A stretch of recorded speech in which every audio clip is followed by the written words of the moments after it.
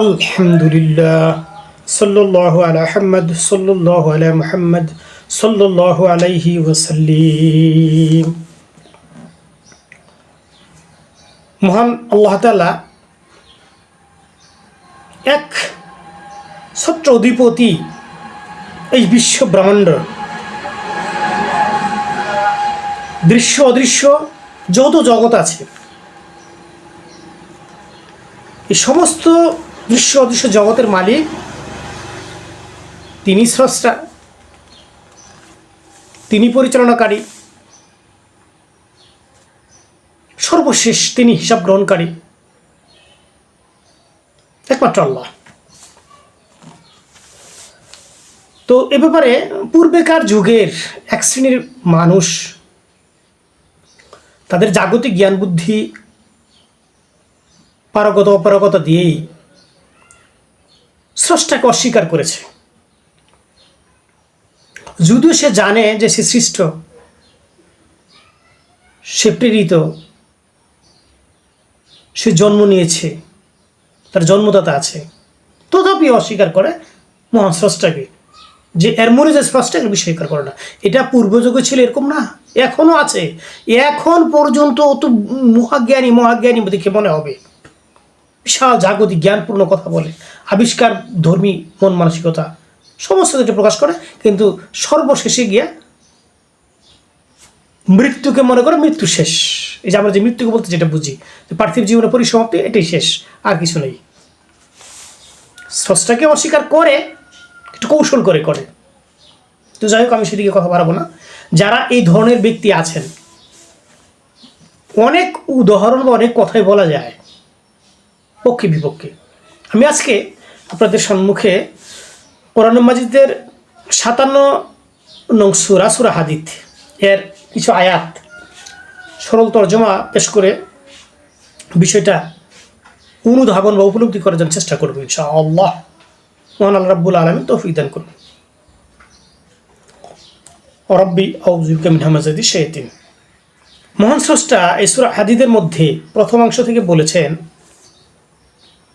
আমরা এই সরল তর্জমাটা একটু দেখি, পরে কিছু কথা বলার চেষ্টা রাখব ইনশাআল্লাহ। এখানে আল্লাহ বললেন, সাব্বাহা লিল্লাহি মা ফিস সামাওয়াতি ওয়াল আরদ ওয়া হুয়াল আজিজুল হাকিম। তর্জমা হচ্ছে, আকাশমণ্ডলী ও পৃথিবীতে যাহা কিছু আছে সবই আল্লাহর পবিত্রতা ও মহিমা ঘোষণা করে, তিনি পরাক্রমশালী প্রজ্ঞাময়। আল্লাহ বললেন, লাহু মুলকুস সামাওয়াতি ওয়াল আরদ ইউহি ওয়া ইউমিতু ওয়া হুয়া আলা কুল্লি শাইইন কাদির। আকাশমণ্ডলী ও পৃথিবীর সর্বময় কর্তৃত্ব তারই, তিনি জীবন দান করেন এবং মৃত্যু ঘটান, তিনি সর্ববিষয়ে সর্বশক্তিমান।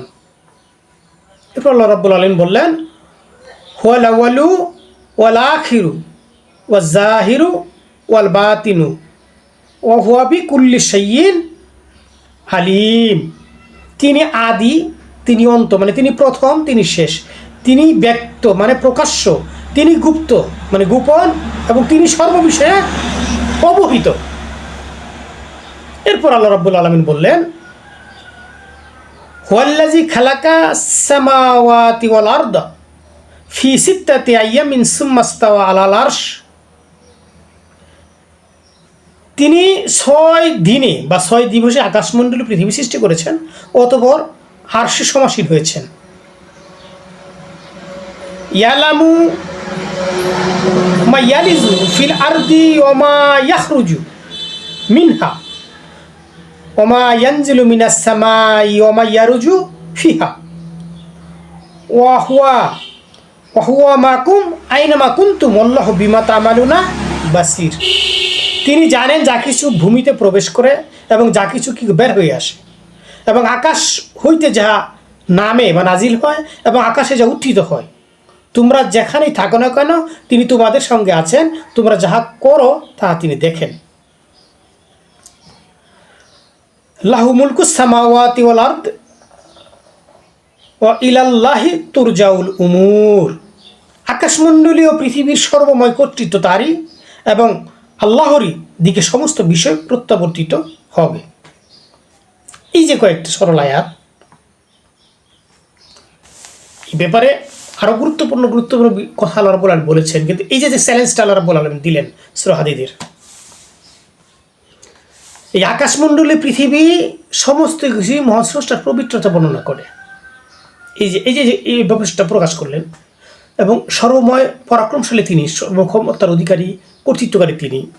তাই আকাশমণ্ডলে পৃথিবীর যে এই কর্তৃত্ব কার? একমাত্র আল্লাহরই। তিনি জীবন দেন, তিনিও মৃত্যু দেন, এবং তিনি সর্বশক্তিমান এই জন্ম মৃত্যুর ব্যাপারে। তিনি প্রথম, তিনি শেষ, তিনি প্রকাশ্য, তিনি গোপন, তিনি সব কিছু জানেন। তিনি এই আকাশমণ্ডলী পৃথিবীকে 6 দিনে সৃষ্টি করেছেন, এবং আরশে সমাসীন হয়েছেন, মানে সর্বময় কর্তৃত্বের ব্যবস্থাপনাটা কথা বলা হচ্ছে এখানে।